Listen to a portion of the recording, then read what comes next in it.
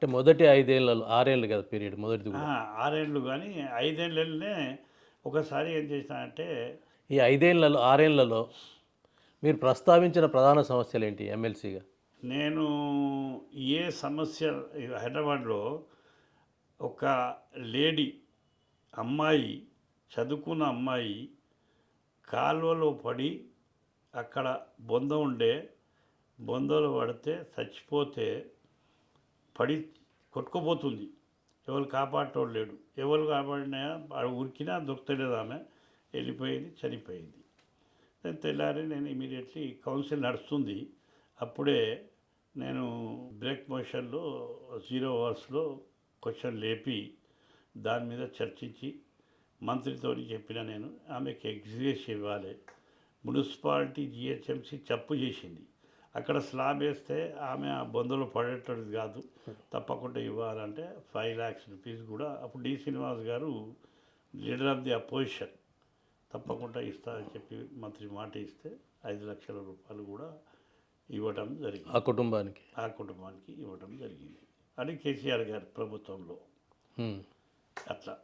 అయితే దాని తర్వాత ఒక పేపర్లో చదివిన. రైనుమా పేపర్లో వచ్చింది. రైనుమా పేపర్లో ఒక పైలట్ కావాలి అమ్మాయి అనేటువంటిది వచ్చింది అలా.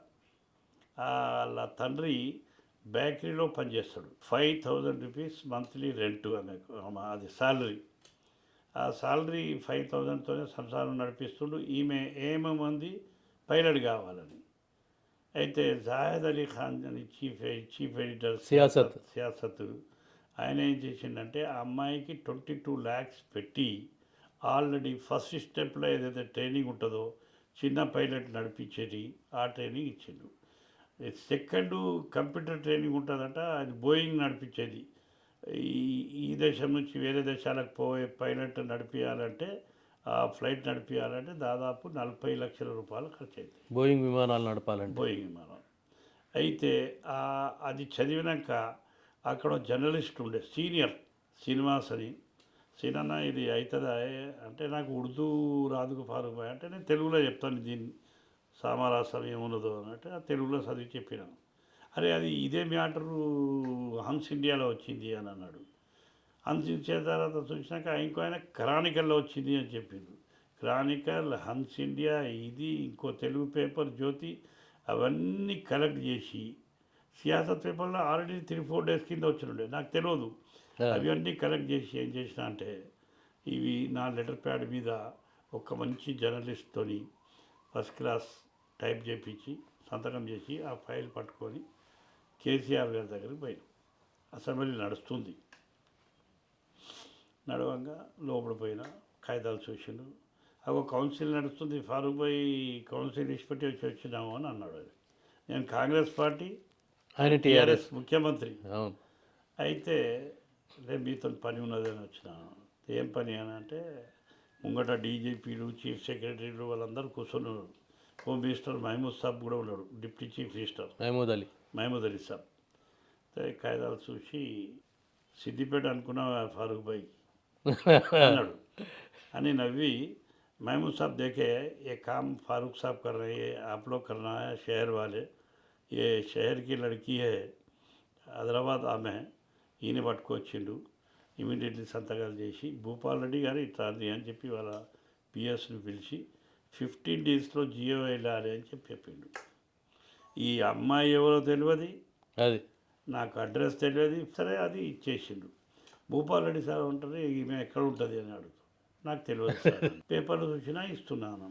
అట్టెట్టయితుంది, ఈమె ఆధార్ కార్డు కావాలి, ఈమె రేషన్ కార్డు కావాలి, అడ్రస్ కావాలి, ఫోన్ నెంబర్ కావాలి, ఈమె సర్టిఫికేట్ కావాలి, అన్నీ కావాలి అని అంటే ఇమీడియట్లీ జాయద్ అలీ ఖాన్ దగ్గరికి పోయి అవన్నీ డీటెయిల్స్ తీసుకుంటే అప్పుడు వాళ్ళకి ఇవ్వడం జరిగింది.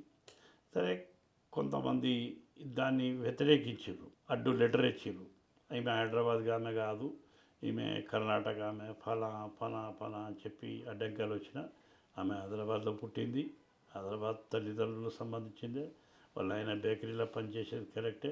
అవన్నీ ఎంక్వైరీ చేపించేసి ఆ అమ్మాయి ముఖం నేను ఇప్పటిదాకా చూడలే. అంటే దొరకదాక జియో దొరికేదాకా. అయితే మన భూపాలరెడ్డి సాబు, ఎందుకంటే అప్పుడు ఏమైందంటే లోకల్ బాడీ ఎలక్షన్స్ వచ్చినాయి.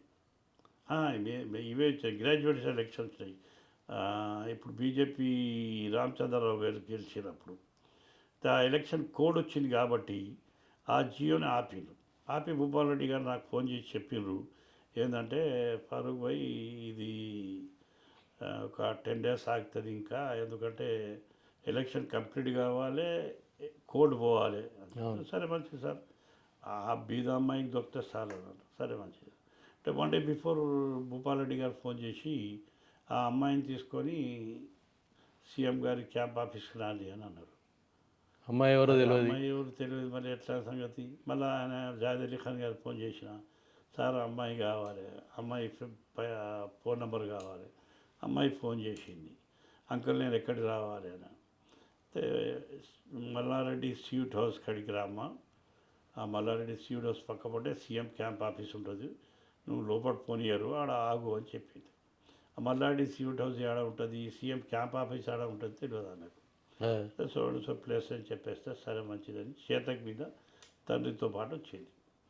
నేనే బొకే, షాల్వా, స్వీట్ డబ్బా తీసుకొని పోవడం జరిగింది. దాదాపు 150 మంది ఉన్నారు ఆడ, ఆ మల్లారెడ్డి స్వీట్ హౌస్ కాడ. ఒక్కటే ముస్లిం అమ్మాయి కనబడుతుంది అలా.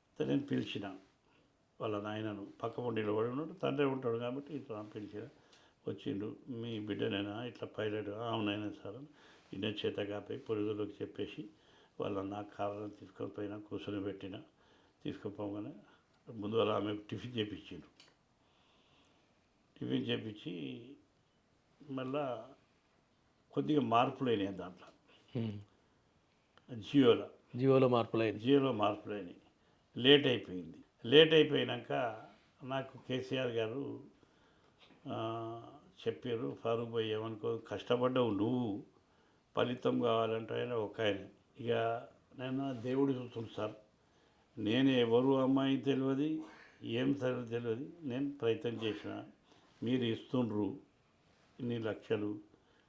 ఒక బేకరీలో పనిచేసే అమ్మాయి తండ్రి ఆ పని చేస్తే ఆమె పాలేటర్ కావాలని వేరేళ్ళు అడ్డంకాలు వేస్తే, సరే సార్ పేరు పెట్టేసి అని చెప్తే సరే మంచిదని ఫస్ట్ పేరు నాది, సెకండ్ వారి పేరు పెట్టేసి ఆ జియోని రిలీజ్ చేసి సీఎం గారు వారి చేతి మీదకి వెళ్ళి ఇచ్చాను.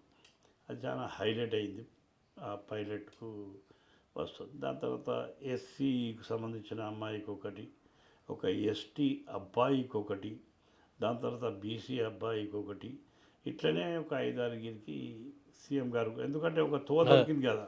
చాలామంది అరే గవర్నమెంట్ ఇస్తుందట, పైలట్ అవుతుందట అంటే ఒక 8-10 మందిని కేసీఆర్ హయాంలో బీద కుటుంబానికి సంబంధించిన వాళ్ళు పైలట్ కాగలిగినరు అనేది చరిత్రలో మొట్టమొదటిసారిగా అది నేను సాధించిన.